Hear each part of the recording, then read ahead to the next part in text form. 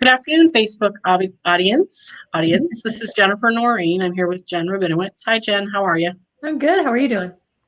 I'm great. Happy Friday. Yeah, I tell you every Friday it doesn't matter for real estate agents. Weekends are busy. And I have a complete habit of saying Happy Friday, so it's really hard when I talk to realtors. I feel like I'm rubbing salt in their wound. So happy Selling Real Estate Day in the Pacific Northwest. You. Yes, you're welcome. So I wanted to spend some time not talking about real estate, but talking about you as a person, because people like to know their realtors and who they are and what they're about, and what they like. And so I know you've got some interesting hobbies. I know you love to sail and be in the water, and you do some scuba diving, but you also have a love of music and theater. So can you talk a little bit about that? Well, I love being the supporter of theater. I have stage fright, so I don't necessarily want to be on stage, but I do when I talked into it.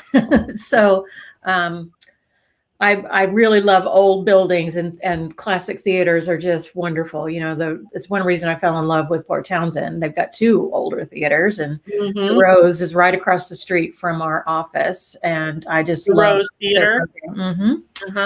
Yeah. So I, in my previous life, I was in telecommunications, and I kept going fishing down. MCI moved us to Dallas back in 1990. And so I love fishing, and I love the salt water. So we would go down to the coast and drive through this little town called Aransas Pass. And it had this old boarded up theater right in the heart of downtown. And I just, for years just kept saying, somebody needs to do something with that building.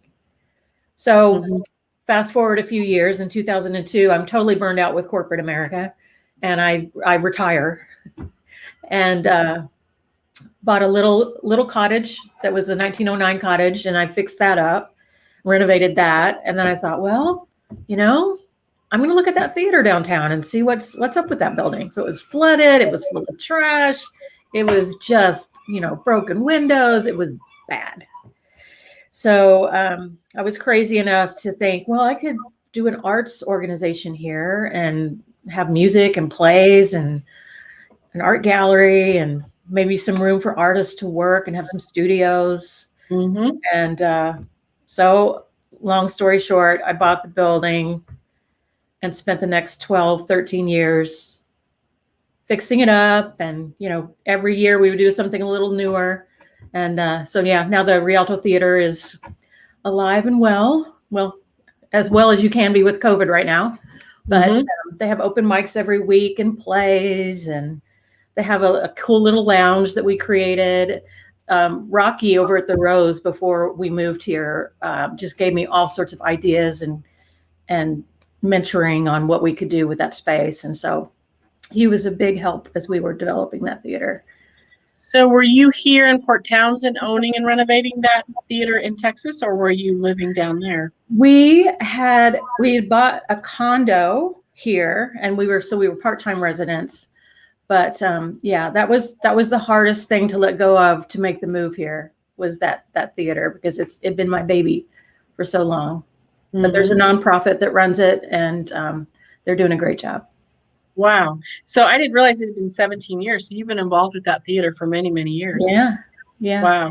Yeah. And so when you say that the Rose Theater person was helping you, you mean once you got moved up here, you continued to work on and renovate and run that business? Or? No, it was pretty much, I had taken it as far as I needed to take it for it to be an ongoing concern. So, but in the interim years, I would talk to him and ask him stupid questions, and he was just a real support. Rocky, he's a great guy. Yeah, theater is such a fun central part of a town, right? And it seems like it's one of the lost arts of, we've had movie theaters take over, and just that community theater where, your neighbor plays one role and your barber is the other guy, and, just that fun sense of before media kind of took over all of our Friday nights, right? Kind of fun. What a fun thing to be a part of. So now today you have a nonprofit running that theater. It's called the Rialto Theater. It's in Aransas, Texas. Aransas Pass. Aransas Pass. Mhm. And how much involvement do you have now? Do you go visit, a couple I times a don't. year, or? I don't. I still own the building, but I'm not on the board. I really did walk away and say, okay, here's my baby, go run with it. But of course, I support it as much as I can financially, and I'm trying to work a deal where the nonprofit can buy the building. But that's a challenge in COVID times. So we'll see. We'll see. So maybe eventually. So what about theater today in your life? Do you have any time? Are you an attender, or? I attend, of course, we haven't been able to for a year, but yeah, I attend. I love, and that was another reason I fell in love with Port Townsend, was they've got a community theater group here. They've got the Centrum program, which has all sorts of different types of arts events and music events. And there's so many cool places like the Cellar Door that has, have live music soon again, I hope. And yeah, I just, we have music on the docks every week in the summer, and it's just an awesome town.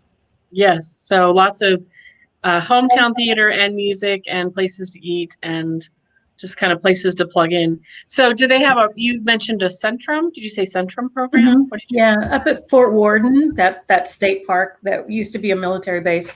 And I don't know if you've heard that Officer and a Gentleman was filmed there. So they have one of their buildings is inhabited by Centrum, and they are an arts organization, and they do workshops, and they support the youth with their art and music. And it's just, we've done a lot virtually, of course, this year, but I'm hoping soon that's going to be back in person. So get your vaccinations. I am getting mine next Friday. Thank you very much. Good. I know. We need to get back to normal. We need to be able to see each other and give each other hugs and be in crowds again, and everything needs to come back to normal. I can't wait. Yeah. So I was in Sequim over the weekend, and we have some friends that moved there from Texas, and that they've been long-term friends with my husband, and they just got their second shot. We have our second shot, so we could finally hug them again. So nice. That was very cool. How fun.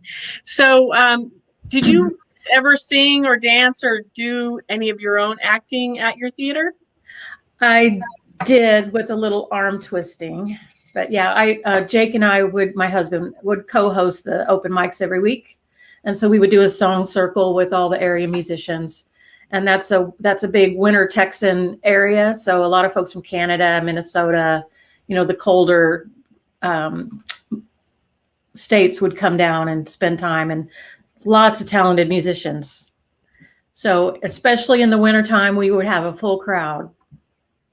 Yeah, so it sounds like they need to target you to get involved there locally. I think I'll send them a copy of this video. That would be fun. Did you hear the part about stage fright? I know, but I've seen a video of you on that. I'm working on that.